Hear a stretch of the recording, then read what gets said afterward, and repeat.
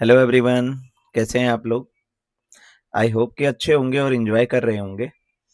तो आज हम बात करने वाले हैं अभी जो कॉन्फ्लिक्ट चल रहा है हमारे वर्ल्ड में, मिडिल ईस्ट का कॉन्फ्लिक्ट, जिसमें से कि यूएस, इजराइल और हमारा ईरान है ना।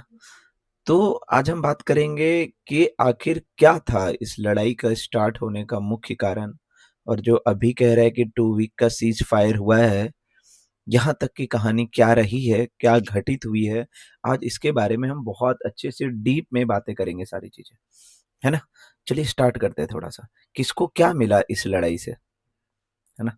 इसराइल और अमेरिका का था ये पर्पस कि हमें ईरान को न्यूक्लियर कंट्री नहीं बनने देना है, ठीक है।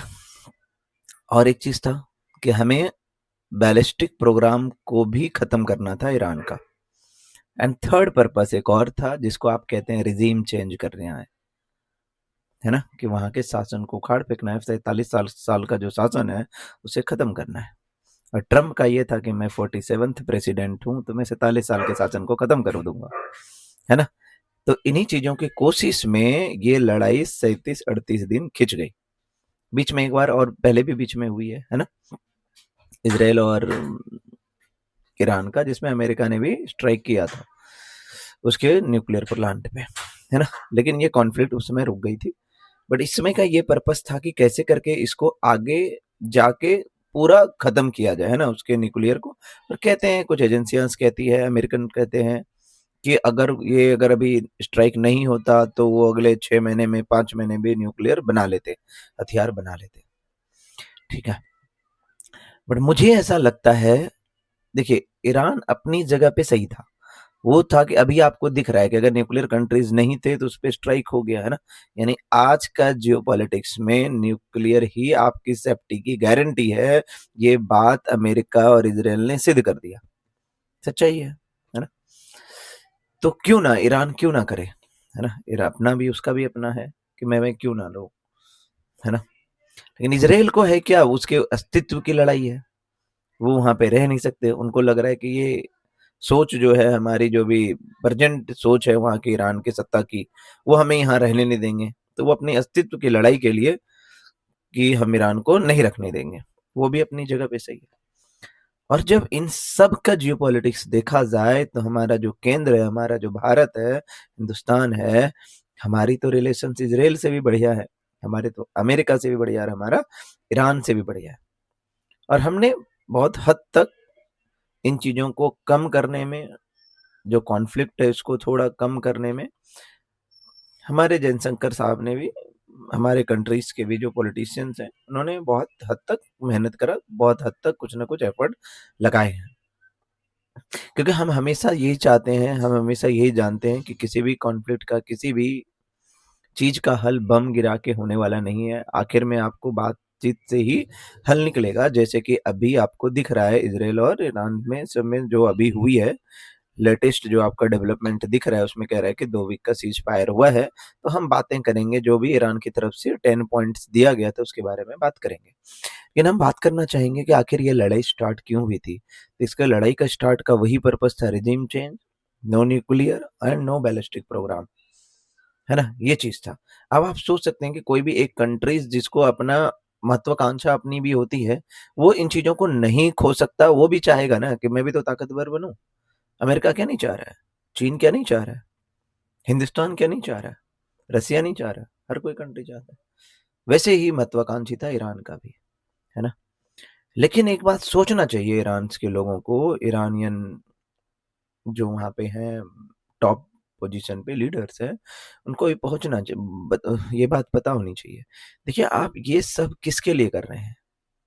अपनी जनता की सेफ्टी के लिए। लेकिन क्या आपने उनको वो चीज़ दिया? क्या उनका वो लिविंग स्टैंडर्ड इंक्रीज किया? उनका तो लिविंग स्टैंडर्ड वही है जो पहले था, अभी भी वही है। आपने सारे रिसोर्सेज का, सारे पैसे का सिर्फ यूज किया किस लिए? हथियार को बनाने के लिए।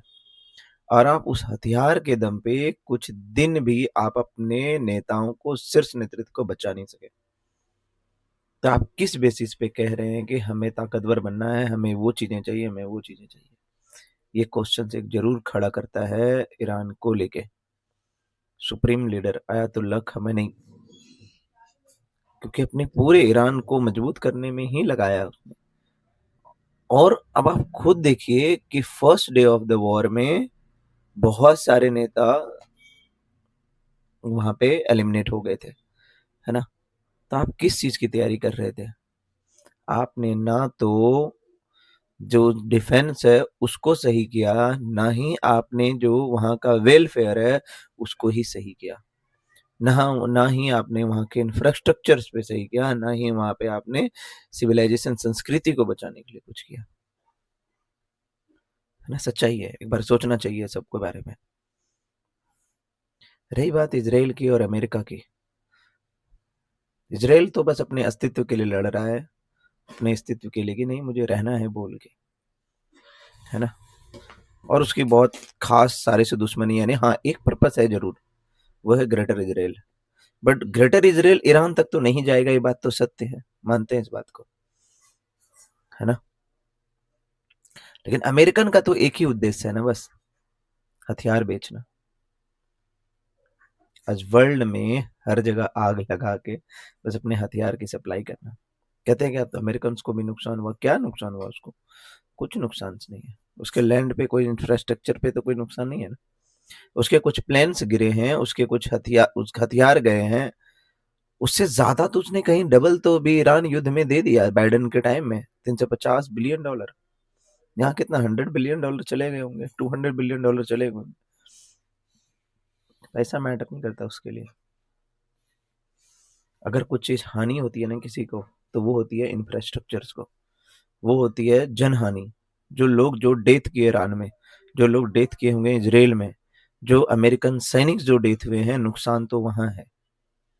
और आपको ये बात अच्छी तरह से पता है कि इन सब का हल निकलता है आके टेबल पे ही बैठ के ही, तो आप जैसे भी करें।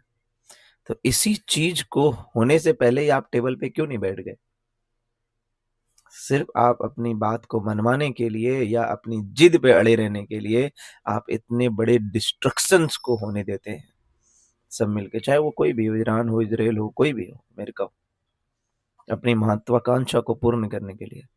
अभी अमेरिकन की ऐसी ये हो गई, सिनेरियो बन चुकी है कि वो मिडिल ईस्ट में जितने भी कंट्रीज हैं वो सब उसके अगेंस्ट में एक एक करके अभी आएंगे। जब वो आकलन करेगा इन चीजों से उसने कि क्या खोया, तो उसे फील हो जाएगी कि आखिर उसने कितनी बड़ी चीजें गवा दी इस लड़ाई में, है ना। एक कमी दिख गया उनको कि कैसे कैसे क्या होना था हमारा, है ना। इसराइल को भी दिखा होगा कि हमें नहीं, जितना कमतर आंका था इसराइल को, ईरान को, उससे कहीं ज्यादा निकला। लोगों को तो लग रहा था कि मैं तो ईरान को निपटा दूंगा तुरंत, लेकिन वो भी संभव नहीं हो पाया, है ना। यानी इस लड़ाई में सबको अपनी अपनी चीजें औकात जरूर मालूम हुई है। ईरान को भी मालूम हुआ है कि आप सिर्फ भेजने के लिए, आप किसी पे अटैक करने से कुछ नहीं होगा जब तक कि आपके पास रोकने की क्षमता नहीं है।